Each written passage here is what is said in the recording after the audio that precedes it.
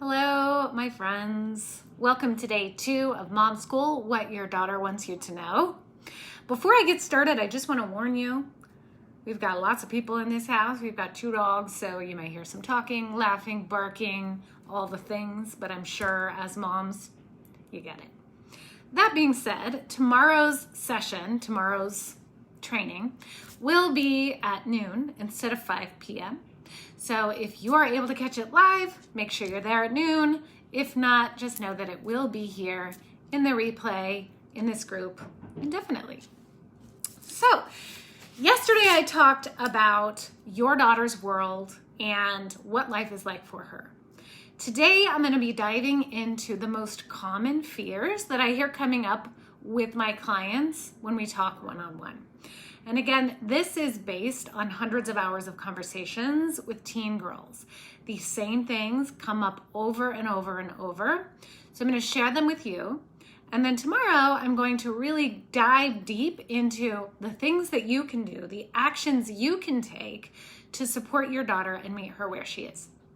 So if you're here live, give me a little thumbs up, give me a wave, say hello. I'd love to connect. If you're watching the replay, hashtag replay, just so I know you were here and that you're all caught up.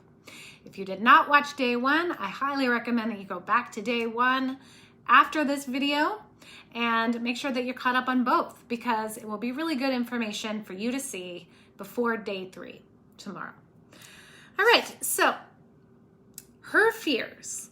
I wanted to designate an entire day to her fears because it's such a large part of her life. In this world and in general in the teen population, there's an underlying level of fear that all of them are living under. And the way it shows itself is different for everyone. But there's just a lot of uncertainty, and there has been for a time, and that's really taken a toll on her. So I'm going to be sharing with you just a couple of the key fears that most of my clients express that they have. The first one is a big one. It's that she is afraid, or she's fearing that she's disappointing you, or that she will disappoint you. And the way this shows up is she knows that you love her. She also knows that you have high expectations for her. And so even if it seems like she doesn't care about what you think about what she's doing, that's a natural teen response to act like you don't care. She really does care.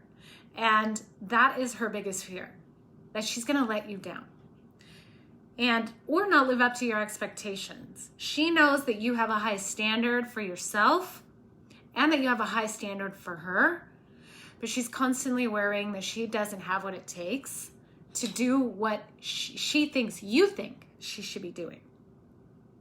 And so it's really, like yesterday I talked about giving her space to figure herself out. And this includes giving her space to express herself in the way that rings true to her. So by giving her space and approaching the things that light her up and approaching her interests, that is what's going to help calm those fears and also send a message to her again that you trust her. And that will help alleviate some of the fears. Because a lot of that fear comes from fear of, I don't know what to do. And so really, when you notice that she's getting interested in new things, or maybe she is trying a new fashion trend and just trying to figure herself out, always approach it with curiosity, not judgment. Now, by judgment, you may be judging in your mind. You're only human. You may have a judgment about the raggedy sweatpants that she wears every day with a hole in the knee, but you don't have to voice those judgments. Keep them to yourself. Have your conversations, and the things that you say about what she's doing always come from a place of curiosity. What it is that interests her, or what it is that helped her make the decisions that she's making. And that also gives space for conversation around it versus, oh, I better hide this, or I am not doing something right. And so what it is it really sends the message that you're going to meet her where she is. So when it comes to that fear of that she's afraid of disappointing you or that she's constantly letting you down, it's that instead of having your expectation here and her perception of her ability to do things here, your curiosity and your interest brings you to an approachable level where she can share what she's going on so that you guys are on the same page. And she feels like there's an open and honest communication versus this story that she may be telling herself that she's failing and that she's letting you down. So disappointing you, that's her number one fear. The next one, and this is a big one, this one comes up all the time, especially with my older clients, is that she feels unprepared for life, unprepared to be an adult. And she worries about this, and she thinks about leaving the house and going to college, and she thinks she won't know what to do. So simple tasks like applying for a job or changing her oil or getting her own gas, all of those things she doesn't learn in school. And if it's not something that you force her to do or that you give her the opportunity to do, she just sits there and thinks, oh, I guess when I become an adult, I need to understand how to do this. Hopefully I figured it out, So even if she has good grades, even if she's a straight A student with a high GPA, she likely doesn't feel prepared for life. I'm not talking about academics. I'm going to get into that. But she doesn't feel like she's prepared to be just an adult, right? And so something that you can do, and I talked about this a little bit yesterday, is to give her opportunities to try things and to fail. And that may mean forcing her out of her comfort zone and making her do something that she doesn't want to do. Something as simple as calling to order food or ordering a pizza. She doesn't want to do it because it's uncomfortable. Of course it's uncomfortable because she's not practiced doing it, and you know that. But giving her small opportunities to do adult things on a smaller scale, and maybe she fails, maybe she feels silly, maybe she says the wrong thing, but that's part of it. And what happens is the more she fails, the more she experiences, the more she puts herself out there, the more she'll realize, oh my gosh, I just failed and I'm okay. Or that went really bad and I'm still here. So that fear of the future won't be so prevalent and huge because she'll know that she can figure it out.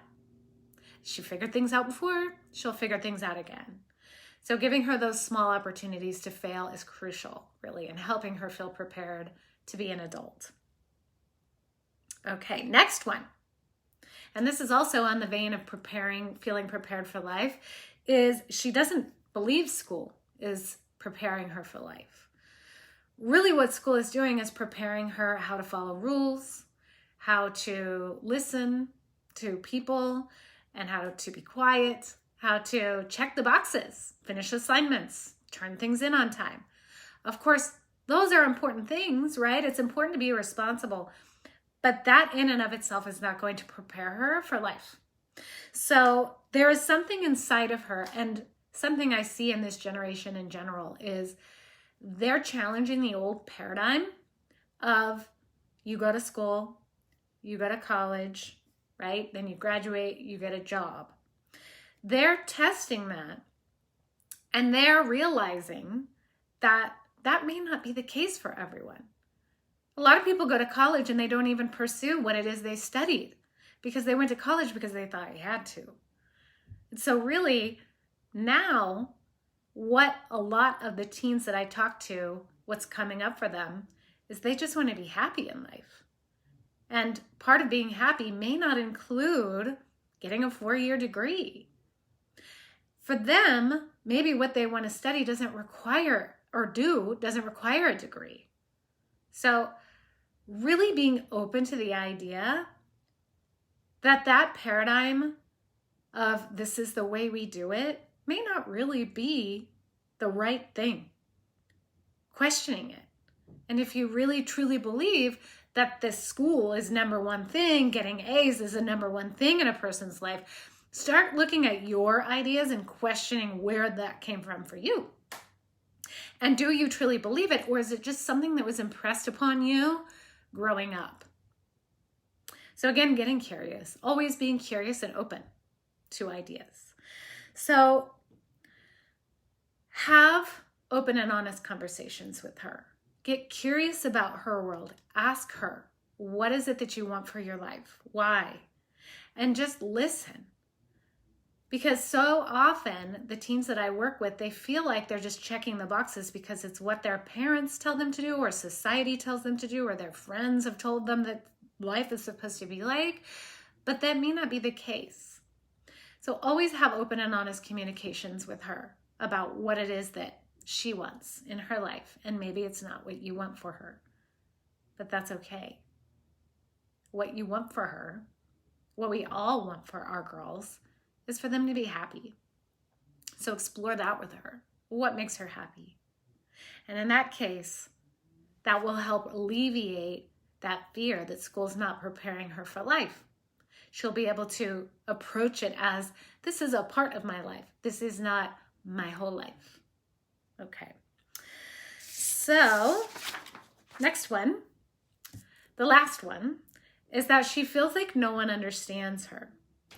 And this can show up in a couple of different ways. So listen and see if you can hear your daughter in any of these scenarios.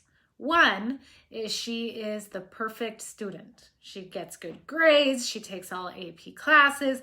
She always wants to be number one, and she's constantly pushing herself to do more and to go further. Another way this can show up is she's the opposite. She questions things, she tests things, she's always wanting to resist, or she's closed off, or she acts like she doesn't care. And then another way that this can show up is that she's highly anxious, she's worried, she's fearful. There's a lot of heaviness, right? Constant anxiety and fear. And the truth is that anxiety and fear can go along with the other two as well. Likely, if she's perfectionist, she's got anxiety. And if she's bucking the system and constantly arguing, she's anxious about that too. So just notice if that shows up in your daughter. And really, that feeling of being misunderstood is really isolating. And that's why communication is so important. Because otherwise she's just holding all of that in. Nobody understands me. I'm all alone here. And that's scary. But if she knows that she has someone in her house, you, who she can talk to about these fears, worries, whatever it is that's bothering her, it won't make her feel so alone. And she won't be so isolated. It's that isolation that also adds to the anxiety. It adds to withdrawal. And that's also why many teens connect with people online, because they're not finding people in their immediate circle or in their family who are accepting of them or open to whatever it is about them. However, online, there's an entire sea of people, and they can find who they're looking for. So that's another area where they feel misunderstood, is any judgment that's around friends who are online. Yeah, they maybe never met in person, but guess what? They met online, and maybe they have this in common, and it doesn't matter if they've ever been in person. So release the judgment around that and help her understand that you do understand where she's coming from. Maybe you haven't been in that exact situation, but you understand the need. You understand her desires and the way she feels. So that's what it is, understanding. She needs your understanding. That's the number one thing. So tomorrow, before I get to that quick review, the four main fears that come up is, number one, she's afraid she's disappointing you, that she already has disappointed you. She feels unprepared for life. She doesn't believe school is preparing her for life. And also she feels no one understands her. So if any of that resonates with you, I'd love to hear comments, reach out, send me a message. I would love to hear feedback on this. Again, everything I say is not the black or white gospel of it all. This is my experience, and I always want to share it with you because as moms, we stick together. And I have this insight, and I would be remiss if I didn't share it with you and what I'm learning. So I'd love to hear your take on it all. And tomorrow, big day, I'm going to be giving you some really, really useful tools to help you understand how to support your daughter, give her what she needs, help her with these fears, help her navigate her world so that you can develop a stronger bond with her and feel more connected with her as a parent. So I hope this was helpful. Thank you to those of you who are live, and thank you to those who are watching. Thank you for checking in, Tish. Good to see you. And always reach out if you have questions. And I hope you're having a good night, and I'll see you tomorrow at noon. Have a good one.